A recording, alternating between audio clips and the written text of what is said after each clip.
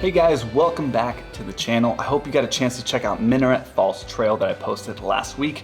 It is a trail that I recommend you do first before heading to Devils Postpile Loop. This video is going to be structured a little bit differently than my normal. So I'm going to start out with the normal trail details, things you got to know high level, and then I'm going to talk a little bit about the history of Devils Postpile and why you should check this out, and then we'll end with the details on how to get there. Normally those two are flipped. Devils Postpile Loop is 1.3 miles, elevation gain 232 feet, and the route type is a loop. Now I do recommend that off that loop, you take a side little trail there. That picnic site is right next to the river, really awesome place to grab some food, take a break, and there is signs of an old cabin with a plaque there that describes a little bit about what they thought happened in that area. I'll post a picture of that here as well, but I don't want to spend too much time talking about that to keep this video somewhat short. Devils Postpile is really unique, primarily because of the columns that you see in the photos, and I'll post some photos as well. I want to read to you a little bit about the history. I think it's really cool to know and really cool to be there in person, see it for yourself. Devils Postpile National Monument rests along the middle fork of the San Joaquin River on the Sierra Nevada's western slope, elevation 7,500 feet. The 800-acre monument preserves the columnar basalt formations, Devils Postpile, and a 101-foot Rainbow Falls. I have a trail guide for that, make sure you check that out as well. Originally part of Yosemite National Park, Devils Postpile lost its protective status in 1905 with pressure from local mining interests. They planned to dynamite the Postpile to make a rock dam on the river. This threatened not only the Postpile Formation and falls, but this vital watershed.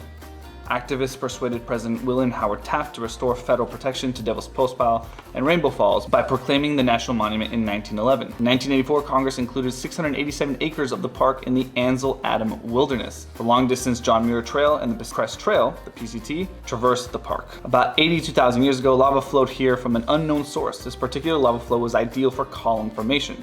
It was thick with a consistent mineral composition, and it cooled slowly and evenly. As the lava cooled, it contracted and split into symmetrical, vertical, hexagonal columns that constitute Devils Postpile. Some 20,000 to 12,000 years ago, a glacier flowed down the middle fork of the San Joaquin River and overrode the fractured mass of lava. The moving ice carved away one side of the postpile, exposing a shear wall of columns 60 feet high. Erosion and earthquakes later felled many columns that now lie fragmented on a talus slope below the postpile. Hiking atop Devils Postpile reveals a cross-section of glacially polished columns that looks like floor tiles, with parallel grooves cut in them by rock-studded glacial ice.